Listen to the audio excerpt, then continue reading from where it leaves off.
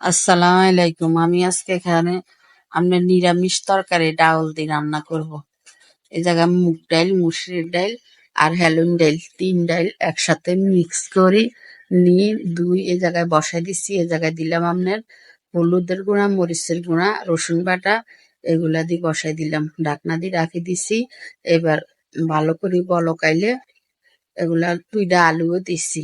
দেওয়ার পরে এগুলার মধ্যে কিছু কাঁচামরিচ কাটি দিয়ে ফালি করে এরপরে এই জায়গায় শাকটা দিয়ে দিলাম।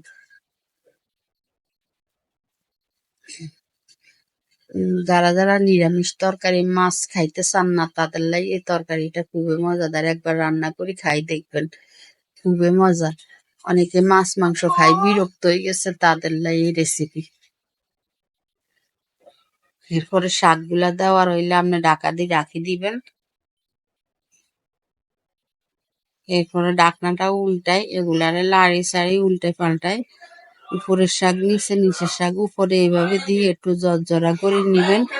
নেওয়ার পরে এগুলারে আপনার এই যে 12 করে উল্টে পাল্টাই লইবেন। আর আমি এখান দিয়ে আপনার কড়াইর মিন্দে একটু তেল বসাই দিছি বাগার তেলের লাই। এবার ঢাকা দিয়ে রাখি দিয়ে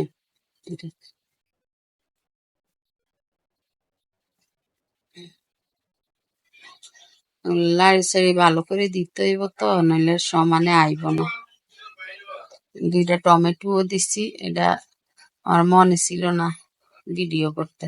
এরপরে এই যে কড়াইয়ের মধ্যে তেল দিলাম, তেল দিয়ে পেঁয়াজ দিই আর রসুন দিয়ে আমি রেগুলারে বাদামি কালার করে ভাজি। শাকের লগে ডালি, ঢাকা দিয়ে রাখি দিয়াম। আমার শাকের তরকারিটা রেডি। যদি আপনাকে ভালো লাগে একটা লাইক করিয়েন, শেয়ার করিয়েন, কমেন্ট করিয়েন, সাবস্ক্রাইব করে দিয়েন। আসসালামু আলাইকুম। এই যে আমার শাকের তরকারিটা।